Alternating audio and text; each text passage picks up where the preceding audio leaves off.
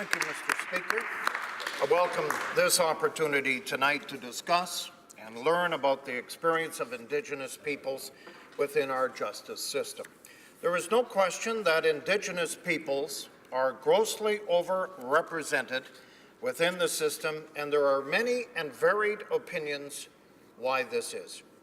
This evening's debate was precipitated by the unfortunate event right in my home province of Saskatchewan when a young Aboriginal man by the name of Colton Boushie was killed. Now, I'm not going to go into any of the details, as I believe everyone knows this court case. Mr. Speaker, I had the chance to meet Colton's mother today and some of his family members. I personally expressed my condolences to her, and in return, she said I had a warm heart and it is beating. I also learned of the racist attacks her friends and neighbours have faced over the last few days in my province of Saskatchewan. And I believe Colton's mother, Ms. Baptiste, is watching the debate here tonight, and it is my sincere wish that she can take some comfort in knowing that there are people here that are genuinely concerned about the well-being of Indigenous peoples of Canada. As I said earlier, there are many options on the causes for the overrepresentation of Indigenous peoples in our justice system. And I believe one of the core elements for this is the educational system. Prior to entering politics, as you know, I was a school board trustee for many years, so I had firsthand knowledge of the educational barriers that faced many First Nations youth in my province. Dismal graduation rates. My wife, Anne, has over 3 decades of experience helping Indigenous students reach their goals. She was a classroom and resource teacher. Now my daughter Courtney and my son Jeff have followed my wife Anne's footsteps and are educators. All have first-hand experience with First Nation students in their classrooms. I believe the many hours of conversation both at home and at the board meetings have given me a pretty good respect on where we can improve in this area. In fact, as a member of the Indigenous and Northern Affairs Committee, I moved the following motion, Mr. Speaker, just last November 28th of 2017. That, pursuant to the Standing Order 1032, the committee undertake a comprehensive study of Indigenous education and graduation rates from secondary schools.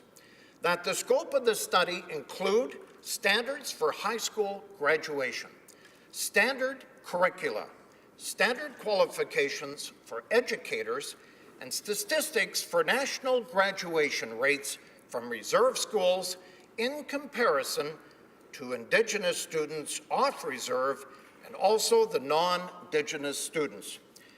That the witness list include responsible Indigenous Service Department officials, band councils, band members, Statistics Canada officials, First Nation organizations responsible for delivering education services, such as the First Nations Education Steering Committee, and community groups, and that the committee report its findings to the House within 12 months, Mr. Speaker, of the adoption of this motion.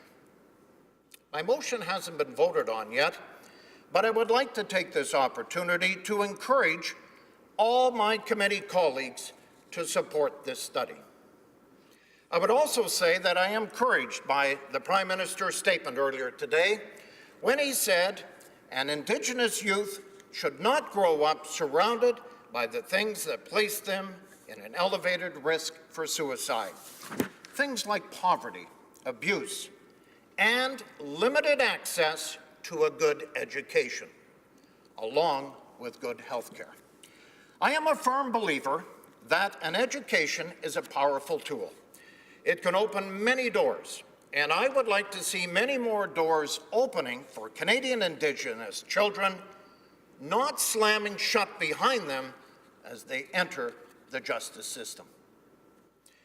Just this afternoon, Mr. Speaker, I had a conversation with Bobby Cameron, who is the Chief of Federation of Sovereign Indigenous Nations.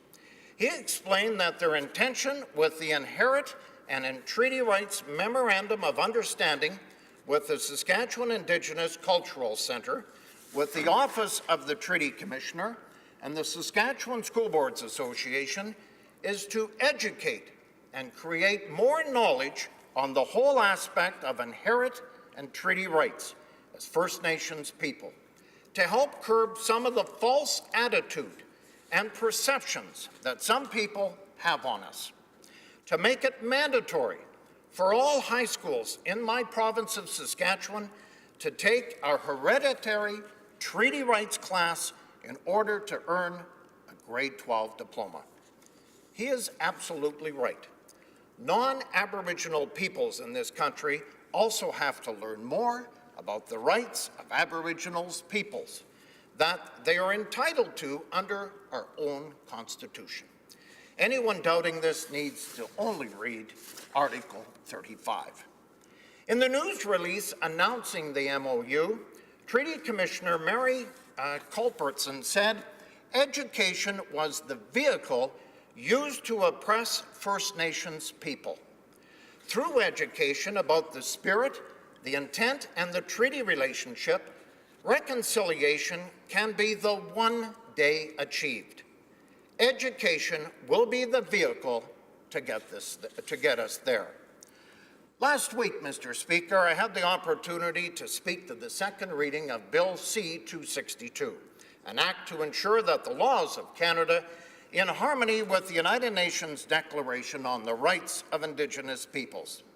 During my comments, I noted that the Minister of Justice and Attorney General of Canada was chairing a cabinet committee reviewing Canada's laws, policies, and operational practices to ensure that the Government of Canada is fulfilling its constitutional obligations and implementing its international human rights commitments, including the UN Declaration on the Rights of Aboriginal Peoples. The committee undertook this review a year ago, and to my knowledge, we have not yet seen a report. But let me just say it's a step in the right direction. I am also encouraged by the comments made recently by Saskatchewan's new Premier Scott Moe and our Justice Minister Don Morgan. They both agree that there are some serious and probably uncomfortable conversations that have to be had on racism, on rural crime, and on the justice system. The Premier, Moe, stated, "We respect the decisions of the justice system and its independence. But as we move forward, it's incumbent on us as a government to have those very important, very challenging discussions with our own Aboriginal community in the province, and all our communities, in fact, in the province." He went on to say, and I quote, "I've been made aware of a number of comments that are racist, and there is no place for that in the province of Saskatchewan. This isn't an easy thing to talk about for anybody, but it's something we all have to talk about," end of quote.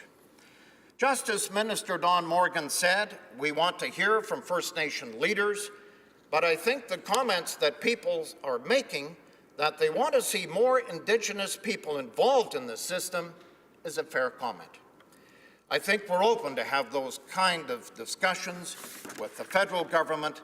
We'd be willing participants," unquote from Don Morgan.